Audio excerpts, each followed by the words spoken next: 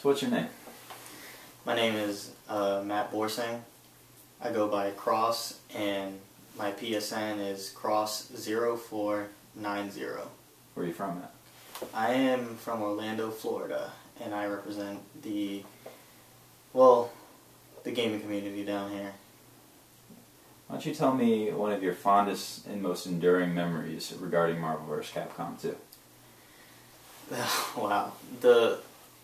I would have to say going to the arcade when I was about 11 or 12, and I went there for a few years before they closed down.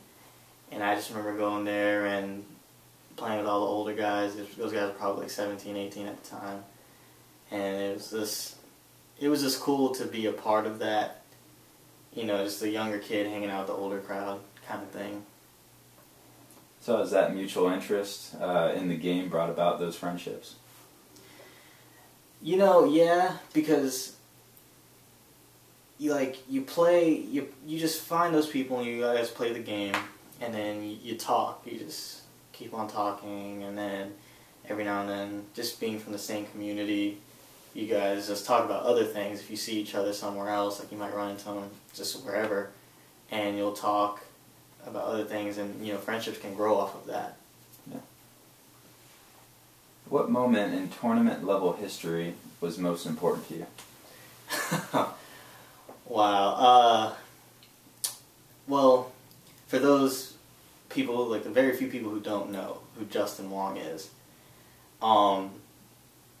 if you're looking for some respect, that's the guy that you want to beat in anything, really. And I would have to say the most important, craziest overall is when Sue Mighty beat Justin Wong.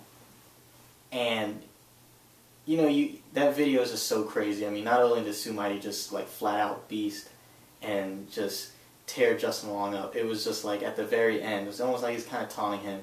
He did several snapbacks, and the crowd's just going nuts. You just hear him going, oh every time he just did a move, and it was just the craziest thing ever. Let's just see that, that's the top dog. That was probably the moment in 300 where Leonidas just sent that spear through Xerxes, and they're just that man is not a god. They were just kind of he can be beat. That was that moment right there. Sweet. So bringing you back to the beginning, what made you decide to start playing MvC 2? It's a spectator sport, you get a sense of satisfaction from it because, when you do play, you get, the hand-eye coordination build up, the execution, and that's all. That's great, but, just as anything, people want to look good to other people. No one's playing Call of Duty and impressed with himself because he can get a headshot. He's getting that headshot so he can go and tell his friends, hey, I got a headshot on a guy, through a wall. And it's a spectator sport. You want to look flashy. You want to do the crowd pleasers. Unfortunately, though, that's a downfall for some people, because instead of just trying to win, you can end up just completely failing because you're going for style points. Is there any other people, like your boy Justin Wong, who kind of inspired you to improve? There's a lot of people. I mean, Josh 360, one of the greatest Iron Man players in the world. He's the reason I started playing Iron Man. Joe Zaza, low tier beast, went into a tournament where people are picking all the god tier characters and the top tier characters, and he comes out with double Wolverine and Gambit, so he was a big inspiration. Just a lot of people who did the different things, who can show this game wasn't just revolved around these characters. What are your thoughts on MvC 2's online mode? The first thing that comes to mind is the salt. the saltiness of other people. You know, you get the, like, it's sad because you really just can't play through a game sometimes without getting the hate mail. And everyone, you know, there's so many gimmicks online that people do, you know, just to troll, just to be like complete jerks. And, you know, you sometimes just kind of sit there and you just ask yourself why. Like, why are these people like this? Yeah. So how do you feel the online compares to console or arcade? I think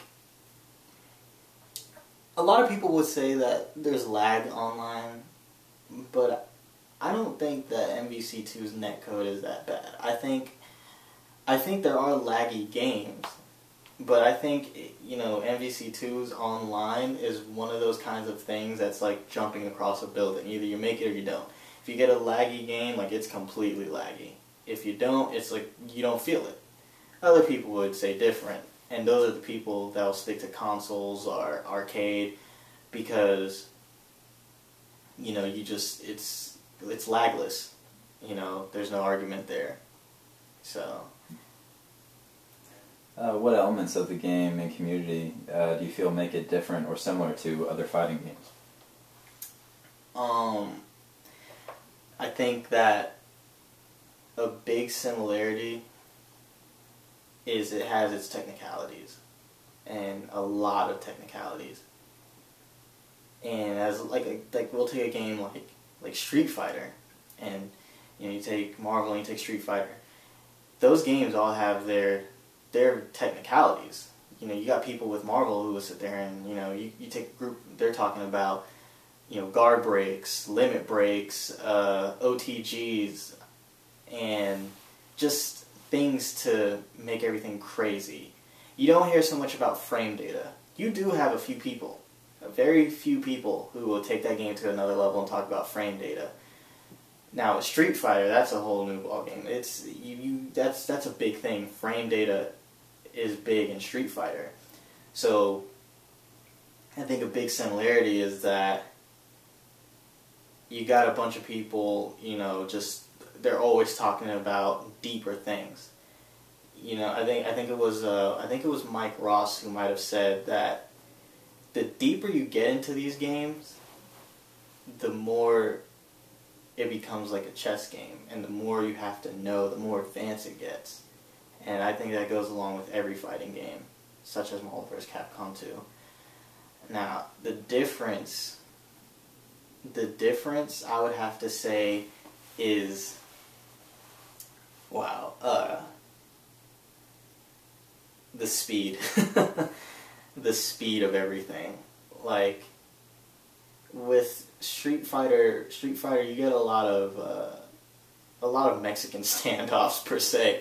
You got a lot of people just moving, you know, back and forth, trying to get in there and just do like one thing. You know, with Marvel, you'll have that every now and then, but it's just so fast that, you know, these people's minds will run like, you know, a mile a minute because they're just constantly moving.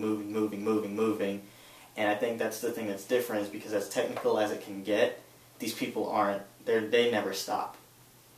So I think that's what makes it such a great game compared to other ones. To wrap up, is there anything else regarding MvC2 that you would like to contribute? I love the game. It's always gonna have just that special place, you know, in here. It's like that girlfriend who just won't leave you alone. You know, with other games getting more mainstream now, you kind of have to move along. And MvC2 did have its run. I mean, it's like 10 plus years, you know. But I think it's a game that, you know, gatewayed me into the whole fighting game community. And for that purpose, it's always just going to be like that game I can never get bored of. I might be playing Super Street Fighter 4, I might be playing Marvel vs. Capcom 3, I might be playing BlazBlue, I could be playing anything. But those games, I can, you know, no disrespect to those creators, but I can get bored, you know, after a while. Like, alright, you know, let's go get something to eat. Like, there's just times I'll be so hungry, I gotta go to the bathroom, but I'm looking at the lobby. I'm at like 17 wins, 3 losses. I'm like, I want to keep going. I want to keep going, and it's just, you know, there can always be something different in every match. And I think the biggest thing that keeps me coming back is that after 10 plus years, there's still new things. People are never, they're never stopping with this game. You know, I'm hearing people figuring out like single character OTGs with characters who couldn't even do that before, and you know, it kind of stinks because, you know, we're at a point now where we're moving on to other mainstream games. But that, I think for a lot of people, especially the hardcore players, it's always going to just hold that special place. And I think they can always go back and play it. Nice. Thanks, man. Alright.